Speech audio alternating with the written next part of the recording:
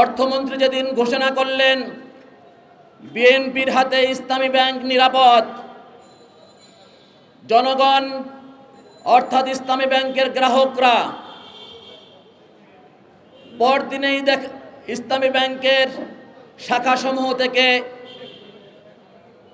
2500 কোটি টাকা তুলে নেওয়ার মাধ্যমে তাদের যে শঙ্কা, অর্থাৎ কোনো রাজনৈতিক সরকারের কাছে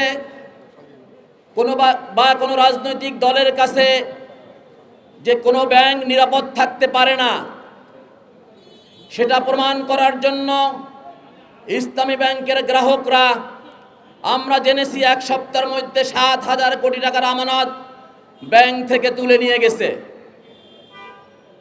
এবং গত 17-16 জুন এবং সেখান থেকেই গত 1 তারিখে আমরা লক্ষ্য করেছি ইসলামী ব্যাংকের সুযোগ্য এমডি ওমর ফারুক খানকে বাধ্যতামূলকভাবে পদত্যাগ করানো হয়েছে এবং অল্প সময়ের ব্যবধানে ওই দিনই ইসলামী ব্যাংকের চেয়ারম্যান ডক্টর জুবাইদুর রহমানকে পদত্যাগ করতে বাধ্য করা হয়েছে।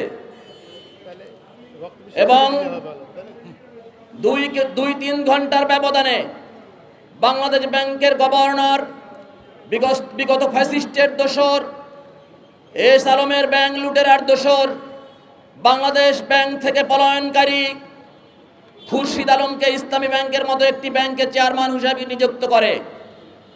এবং 1 তারিখে, জুন মাসের 1 তারিখে গ্রাহক ফোরামের আন্দোলনের মুখে খুরশিদ আলম ওই দিন বোর্ড মিটিং করতে চেয়েছিল ইসলামী ব্যাংকের টাওয়ারে। শুধু ওই দিন না, ইসলামী ব্যাংকের সচেতন গ্রাহকরা খুরশিদ আলমকে ইসলামী ব্যাংক টাওয়ারে প্রবেশ করতে দেয়নি এবং বাংলাদেশ ব্যাংকের গভর্নরকে বাংলাদেশ ব্যাংকে খুরশিদ আলমকে ইসলামী ব্যাংক থেকে বিতাড়িত করতে বাধ্য করেছে। সম্মানিত সাংবাদিক ভাইয়েরা, সম্মানিত উপস্থিতি, গত 16 জুন ইসলামী ব্যাংকের সচেতন গ্রাহক ফোরাম, বাংলাদেশ ব্যাংকের ডেপুটি গভর্নর কবির আহমেদ সহ একটি প্রতিনিধি দলের সাথে ইসলামী ব্যাংকের সচেতন গ্রাহক ফোরাম মিটিং করে এবং সেই মিটিংয়ে বাংলাদেশ ব্যাংকের পক্ষ থেকে আশ্বাস দেওয়া হয় দ্রুততম সময়ের মধ্যে সৎ এবং যোগ্য ব্যক্তিদের সমন্বয়ে ইসলামী ব্যাংকে একটি পরিচালনা পর্ষদ দেওয়া হবে। কিন্তু আজকে প্রায় 25 দিন অতিবাহিত হওয়ার পরেও আমরা দুঃখের সাথে লক্ষ্য করেছি বাংলাদেশ ব্যাংক ইসলামী ব্যাংকে এখনও পরিচালনা পর্ষদ দিতে অপারগ হয়েছে। অর্থাৎ বাংলাদেশ ব্যাংক এখনও ইসলামী ব্যাংকে কোনো পরিচালনা পর্ষদ দেয়নি।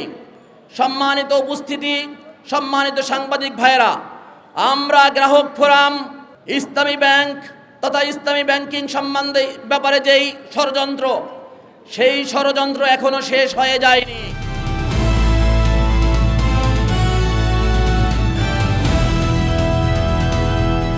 দিনাজপুর টিভি, মানুষের জীবনের কথা বলে।